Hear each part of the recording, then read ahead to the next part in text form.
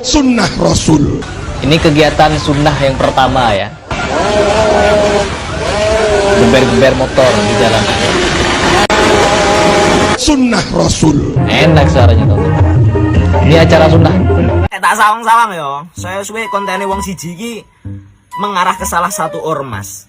Dan arah iki bisa menimbulkan terpecah belahnya umat. Paham aku maksudmu iki. Wes saiki menengo gantian aku sing ngomong timbang tak kepyok lambemu kok gatelan. Jadi kontennya wong siji iki yo iki memanfaatkan nama-nama para kiai, para ulama besar yang lagi kondang. Kuwi digoleki kesalahane dan dinarasikan piye ampriye para jamaah-jamaahnya itu bisa pecah belah. Iki bahaya wong siji iki. Iki mumpung rong kadung kaya ngene iku diundang diatasi. Pokoknya siapa saja yang berfatwa-fatwa menyampaikan agama dengan cara merokok-rokok, nggak bisa diambil ilmunya, sepinter apapun dia. Ngene ler, lek masalah agama, babakan agama iki hal sing paling sensitif.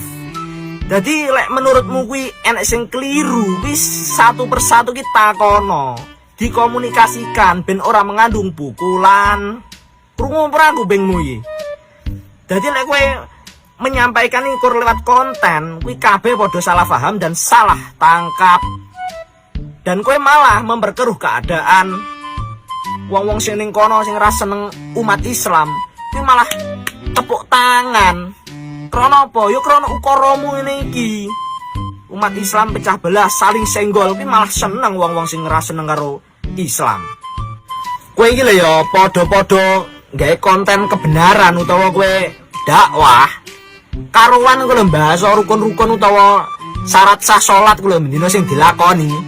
Malah kangge mendina kuwi akeh sing urung paham kuwi, malah enek manfaate. Timbangane agama mok dol, kur trimo mok nggih konten, mok nggih golek popularitas. Ra masuk. Iki sing terakhir iki, Her. Kupingmu curek kono sik ben ra kopoken. Jadi tidak semua hal itu selalu salah. Pasti ada sisi baiknya yang tidak kamu ketahui. Bijak menau.